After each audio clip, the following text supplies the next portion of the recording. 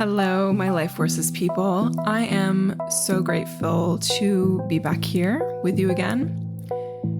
It feels like it's been eons since I recorded a solo episode when really it's only been a couple of weeks. I thought I'd do a little bit of a check-in and update since we're on the other side of eclipse season. As you might recall from past episodes, right, the Q4 astrology episode and the solar eclipse in Libra confessions, eclipse season began October 14th with that Libra Solar Eclipse. And of course, a lot has been going on in the world and it's heartbreaking, but I want to start out by sharing something that I've been thinking about. I really believe that it's important to consider the energy and the intentions behind whatever it is you decide to do or however you react in any given situation, but especially now, let's say. Are you taking action or speaking up out of fear or out of love? Because you feel pressured to, or because it absolutely feels right to you? If you'd like to indulge me in getting spiritual here for a moment, I'm going to mention A Course in Miracles, which is this book, this self-guided course that I think was written in the 70s. And, you know, it does talk about God and all that. Like, it is very, Gnostic. It is about believing in God and all that, but that doesn't really matter, to be honest. I think it's beside the point because it has a lot of good things to say, whether or not you are spiritual, religious, whatever. And I've started and stopped it before, but this year I'm actually on track to get through it all. And I say this because there's a lesson for every day of the year. So people like to start on January 1st. It doesn't really matter. I think I started on January 1st this year because I have my tendencies like that, let's just say. Anyway. So one of my favorite lessons is titled, I am at home, fear is the stranger here. And what is our home in this context? It is love, and love is the opposite of fear. This lesson says, there is no home that can shelter both love and fear. They cannot coexist. If you are real, then fear must be an illusion. And if fear is real, then you do not exist at all. So even if you feel discouraged, devastated, heartbroken, let yourself really feel all that, of course. But at the end of it, choose love anyway, because it's the essence of who we really are. Every single person on this planet, whether or not you like them or whether or not you agree with them. I would also love to share something I wrote a few days ago. I've been listening to Lana Del Rey's Let the Light In a lot from her latest album. Those of you who know me well know that I really like Lana Del Rey. And the phrase let the light in has really been bouncing around in my brain. So this was just a caption to an Instagram post.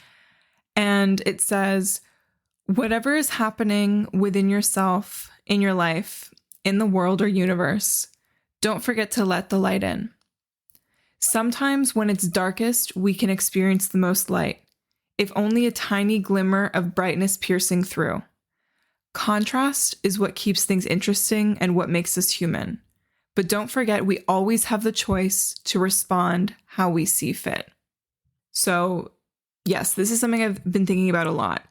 No matter what is happening, no matter how tragic, no matter how exciting, no matter how amazing or terrible, it is up to us to take the responsibility to respond how we see fit in a way that we feel is appropriate or whatever else makes sense in that moment in time.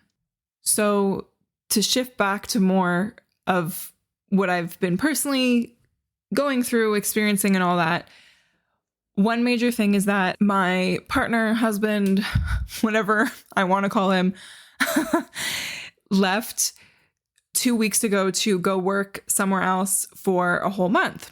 And this is not the first time we've been apart at all or apart for so long, but usually I'm the one that goes away. So usually I'm the one that's going to visit people or going to work somewhere else. And, I think in some ways when you're the person going, it can be easier, especially if you have something nice to look forward to, right?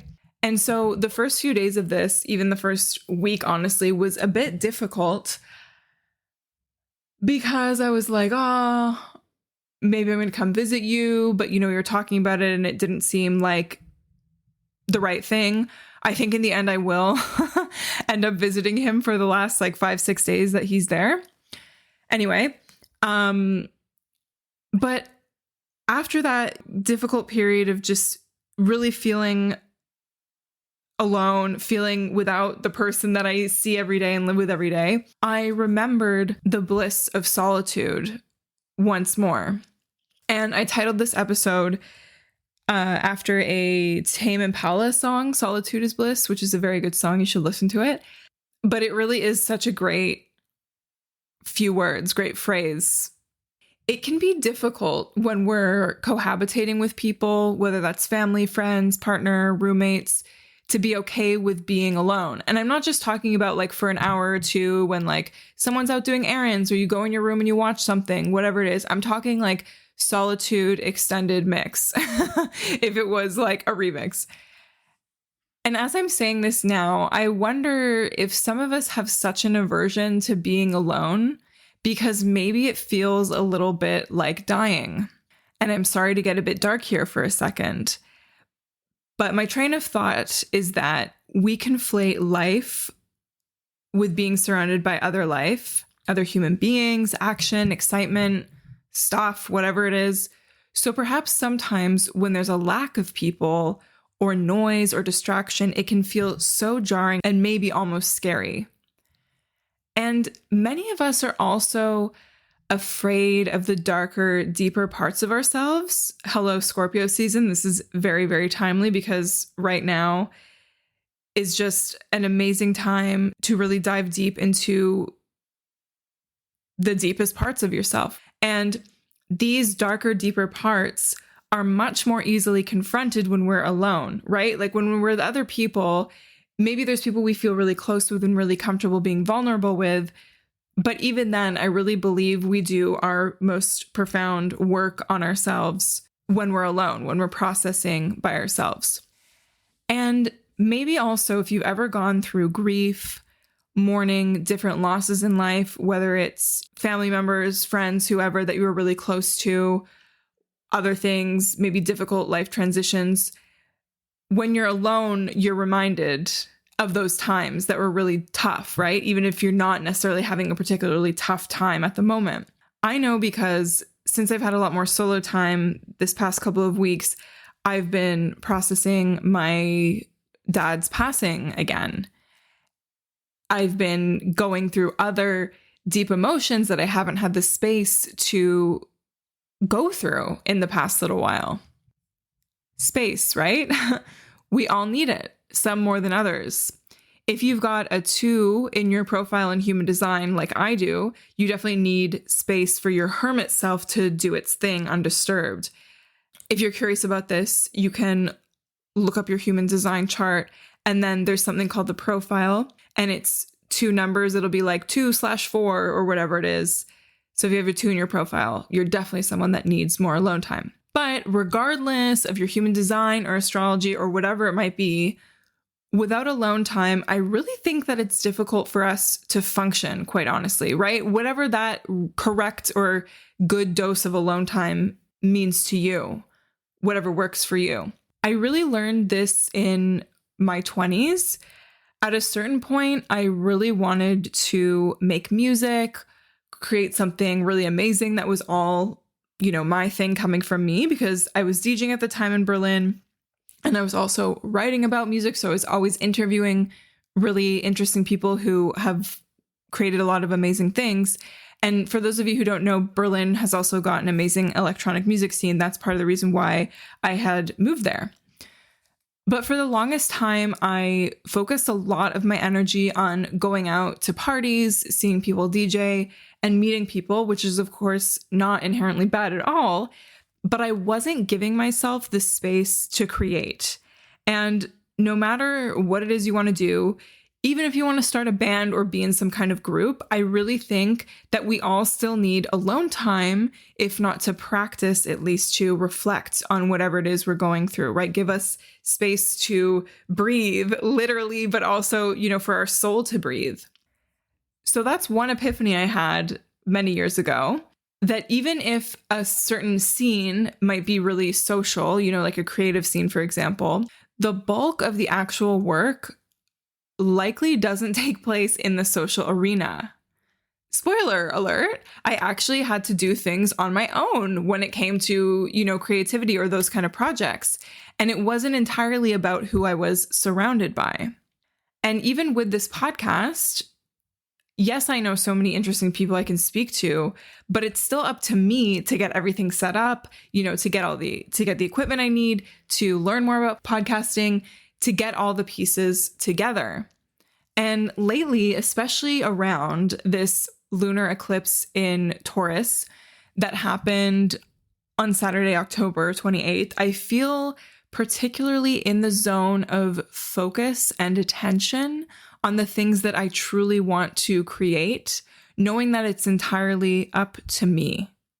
Nobody else, right? We can make all the excuses in the book, like, oh, it's because my partner, oh, it's because my work is taking up too much of my time.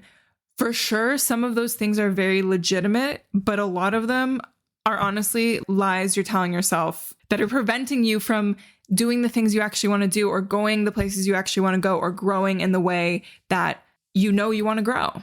And this sort of really kicked off at the beginning of eclipse season 2 weeks ago.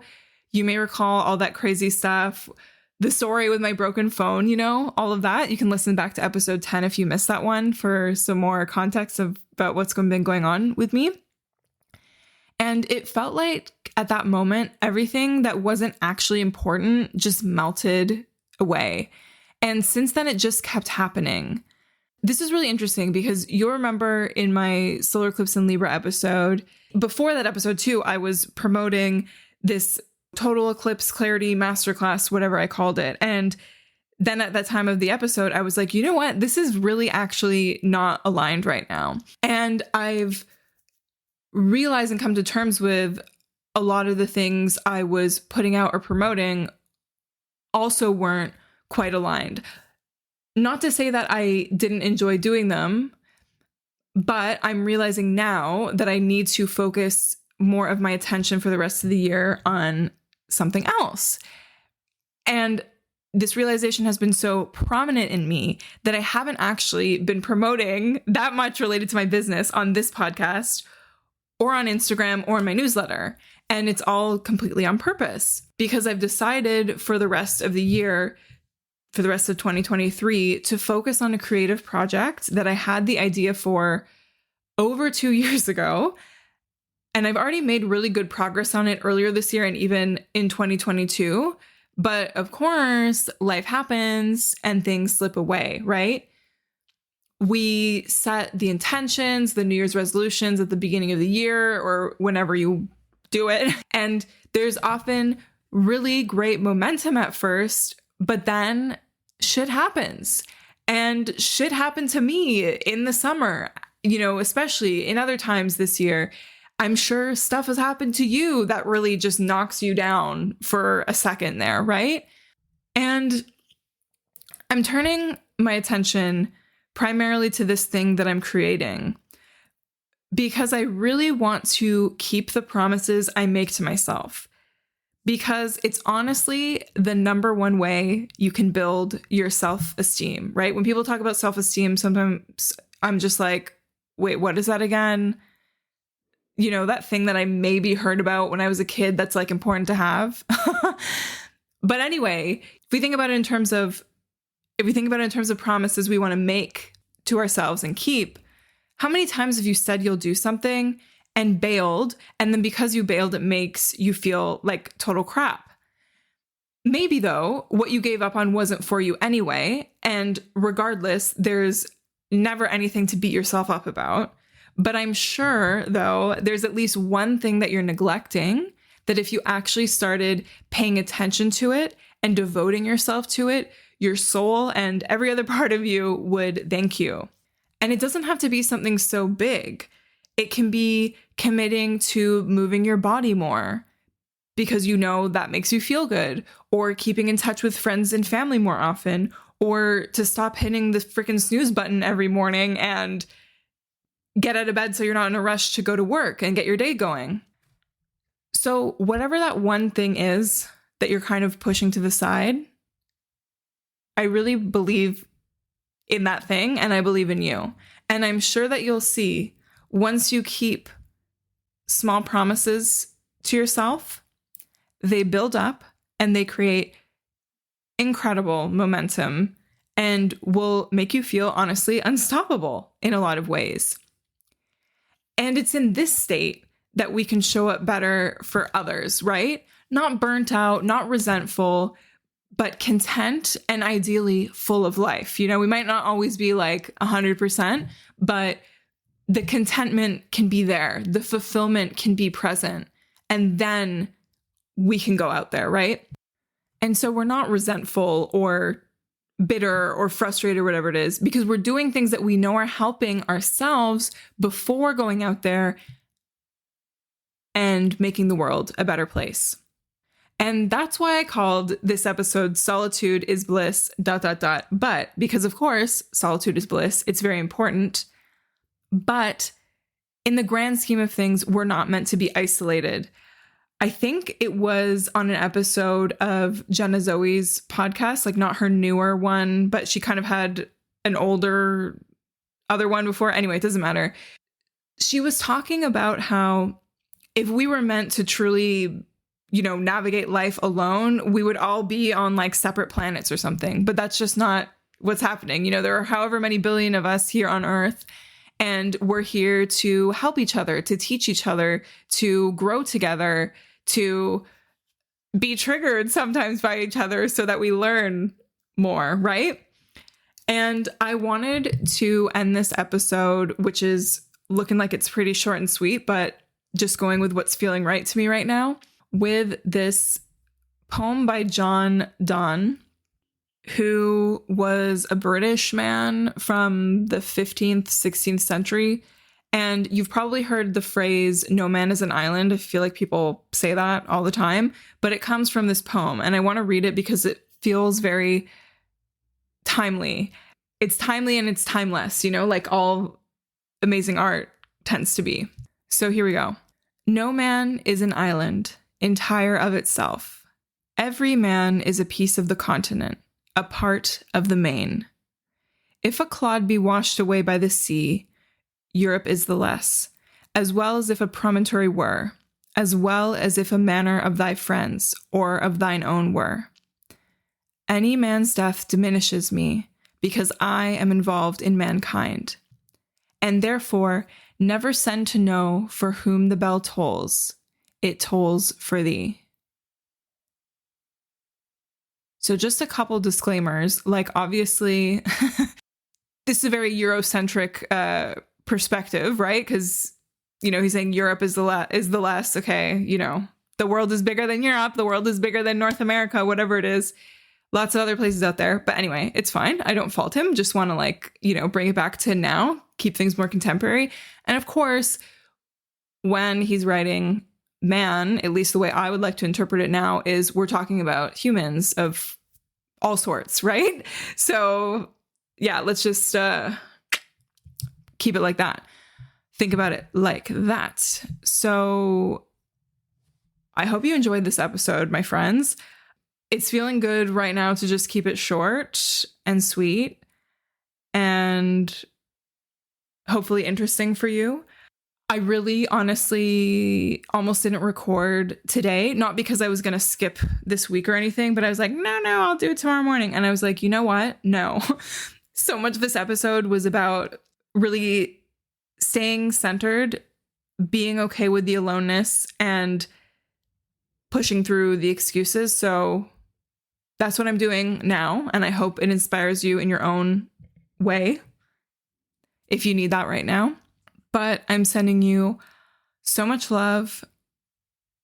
A couple great episodes with guests coming up.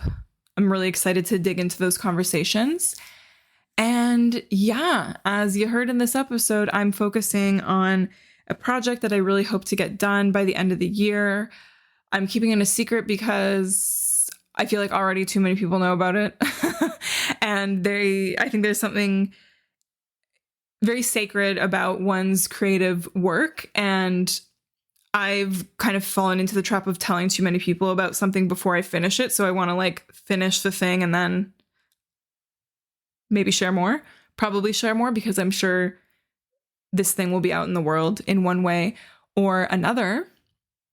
So that's where I'm at. As always, I love your feedback. I appreciate when you can share these episodes with a friend or someone else, whoever you think might need these sort of vibes. The Apple and Spotify ratings super help with discoverability. So that's much appreciated if you can give me a rating, write a little review, whatever feels right to you. But I'm so looking forward to sharing more with all of you. I'm sending you so much love. I hope that, as tough as this eclipse season probably was in one way or another, I hope that it gave you some clarity. I hope that it got rid of some things that needed to be out of your life. And yeah, I will catch you on the flip side. See you next week.